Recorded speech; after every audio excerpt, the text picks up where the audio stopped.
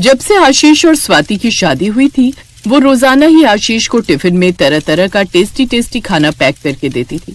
आशीष भी अपने friend circle में जब लंच खोलता तो सब उसके टिफिन की बहुत तारीफ करते। यार तेरे तो मजे हैं आशीष, भाभी तुझे रोजाना नई नई डिशेस बनाकर टिफिन में पैक करके दे देती है। एक हम है यार, रोजाना वही तोरी घिया टिंडे की सब्जी। वैसे आज तेरे टिफिन में क्या है? आज तो अभी टिफिन खोला नहीं है, देखता हूँ। अरे यार बढ़िया ही टिफिन पैक किया होगा भाभी ने, ला हमें दे, हम देखते ला।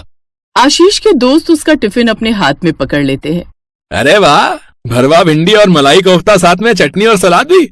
अरे यार, और ये मीठे में भी कुछ है यार। अरे गुलाब जामुन, भाई इसे कहते हैं यार टिफिन।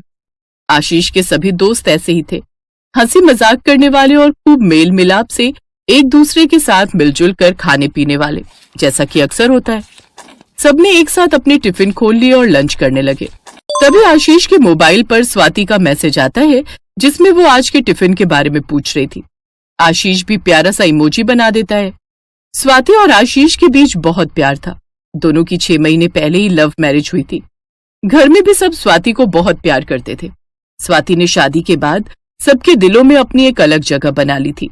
आज तुमने राजमा चावल बहुत ही अच्छे बनाए थे बहू, तुम्हारे हाथों में खाना बनाने की अद्भुत कला है। ये बात तो मैं भी कहूंगा स्वाति, तुम नहीं जानती हो तुम्हारे टिफिन की मेरे ऑफिस में सारे फ्रेंड्स बहुत तारीफ करते हैं। सचमुच तुम खाना बहुत टेस्टी बनाती हो। Thank you Ashish ji, thank you माँ जी। बस तुम दोनों के बीच ऐसे ही प्यार हमेशा बना रहे। मैं तो भगवान से यही मांगती हूँ, मेरे बच्चों को किसी की नजर ना लगे। आशीष बेटा, मुझे वापस लौटने में 1 महीना लगेगा, तुम दोनों पीछे से सब संभाल लोगे ना? हाँ माँ, आप यहाँ की चिंता मत करो, आप आराम से मौसी जी के घर पर रहो। इस समय उन्हें आपकी ज्यादा जरूरत है। वैसे उनके घुटनों का ऑपरेशन कब है? परसों का बता रही थी, डॉक्टर ने अपॉइंटमेंट दिया है, इसलिए तो कल जा रही हूँ। स्वाति आ गई है तो मुझे यहाँ की भी चिंता नहीं रहती, वरना मेरा भी जाना कहाँ ही हो पाता। अगले दिन आशीष की मम्मी 1 महीने के लिए अपनी बहन के घर रहने चली जाती है। एक दिन रोजाना की तरह ही आशीष ने ऑफिस में अपना टिफिन खोला ही था कि तभी एक लड़की ने अचानक आकर उसे चौंका दिया। हाय आशीष, कैसे हो? चौंका दिया ना मैंने? टीना तुम, और यहाँ मेरे ऑफिस में?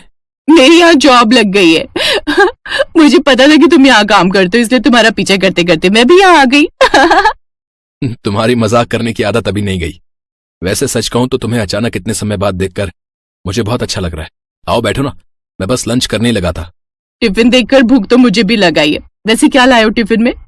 अरे मैडम, आशीष के टिफिन के बारे में तो कुछ मत पूछिए। जब से आशीष की शादी हुई है तब से सबसे बढ़िया टिफिन आशीष ही लेकर आता है। तुमने शादी कर ली आशीष? खैर दिखाओ तुम्हारी टिफिन में क्या टेस्टी खाना है, मैं भी टेस्ट करके देखती हूँ। हाँ हाँ, ये लो। आशीष की शादी की बात सुनते ही टीना जल भुन जाती है। हाँ, स्वाति बहुत अच्छी है। उसके हाथ का खाना खाकर ही तुम्हें पता चल गया होगा कि वो मुझे कितना प्यार करती है। मेरी बहुत केयर करती है वो। मैं सचमुच बहुत लकी हूँ जो मुझे स्वाति जैसी वाइफ मिली। चलो, अब तो मेरी जॉब लग गई है, कभी तुम्हारे घर चलूंगी तो स्वाति से जरूर मिलूंगी।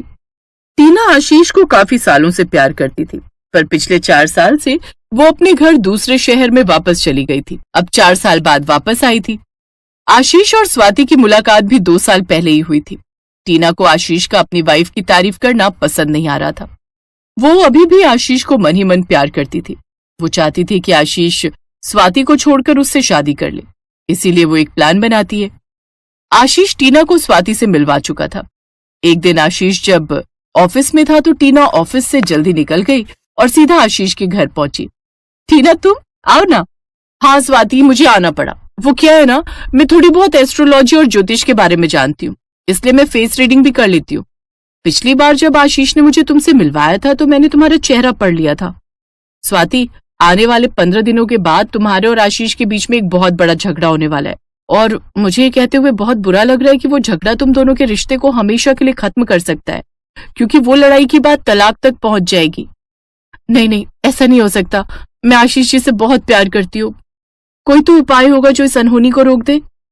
हाँ, मेरे पास एक उपाय है। अगले 15 दिनों तक तुम्हें आशीष को रोज टिफिन में पालक पनीर की सब्जी देनी होगी, उसके अलावा कोई सब्जी नहीं दोगी। अगर तुम ऐसा करती हो तो तुम्हारे और आशीष के रिश्ते में कोई दरार नहीं आएगी, सब कुछ ठीक हो जाएगा। बस तुम्हें ये उपाय किसी भी कीमत पर पूरा करना है।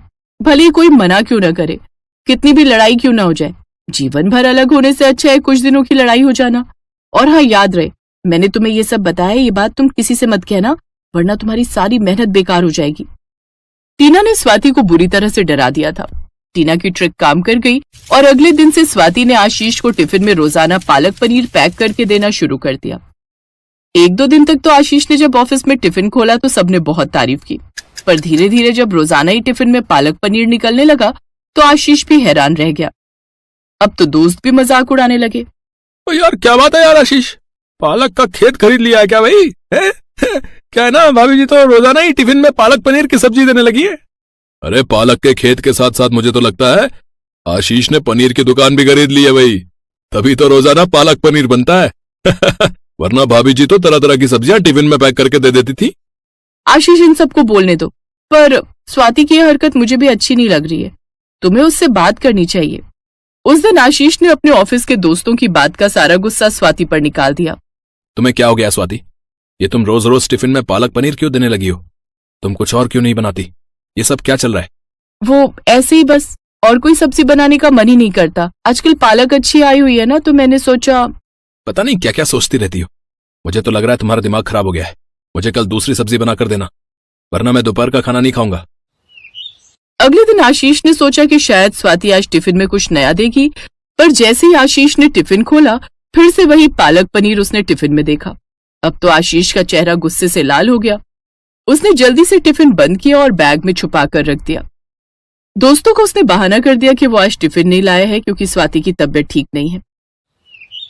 रोजाना ही स्वाति टिफिन में पालक पनीर देने लगी तो आशीष ने दोपहर में टिफिन खोलना बंद कर दिया। रात को जब स्वाति टिफिन देखती तो खाना वैसे का वैसा ही दिखता। एक दिन स्वाति की सास जब फोन पर बात कर रही थी तो स्वाति के मुंह से बात निकल ही गई। स्वाति की सास समझ गई कि ये सब टीना का प्लान है। वक्त रहते अपने बहू और बेटे के रिश्ते को बचाने के लिए सास को वापस घर आना ही पड़ा। स्वाति की सास ने स्वाति से फोन करवाकर बहाने से टीना को घर पर बुलवाया। उस समय आशीष भी घर पर था। स्वाति ने सास के जोर देने पर टीना वाली बात आशीष को बता दी। अब जब आशीष को बात पता चली तो वो टीना की तरफ गुस्से में देखने लगा। तू मेरे से पूछ रहा था ना कि मैं 1 महीने के लिए गई थी तो इतनी जल्दी वापस क्यों आई हूँ? इस बदतमीज लड़की की वजह से। आशीष बेटा, ये टीना चाहती है कि तुम दोनों अलग हो जाओ ताकि ये तुम्हारी जिंदगी में फिर से लौट आए, और मेरे जीते जी ऐसा कभी नहीं होगा। टीना, तुम्हें क्या लगा था कि तुम फिर से मेरी जिंदगी में वापस लौटोगी और मैं अपनी पत्नी से रिश्ता तोड़ दूंगा? कभी नहीं। स्वाति और मैं एक दूसरे के जीवन साथी हैं और ये रिश्ता जन्म जन्म का है। इस जैसी गवार लड़की के लिए तुम मुझे छोड़ रहे हो? मेरे घर से निकल जाओ और आज के बाद मेरे से तुम्हारा कोई मतलब नहीं। Get out from my house. Tina, यहाँ से चली जाओ और मेरे पति से दूर रहना, वरना मुझसे बुरा कोई नहीं होगा। टीना गुस्से में पैर पटकती हुई चली जाती है। स्वाति और आशीष का रिश्ता फिर से ठीक हो जाता है। अगले दिन जब आशीष टिफिन खोलता है तो दोस्त वही पहले की तरह टिफिन पर टूट पड़ते हैं। आज आशीष के चेहरे पर एक अलग सी खुशी थी। टीना ने वो नौकरी छोड़ दी। शायद आशीष के लिए ये आज की सबसे ताजा और अच्छी खबर थी।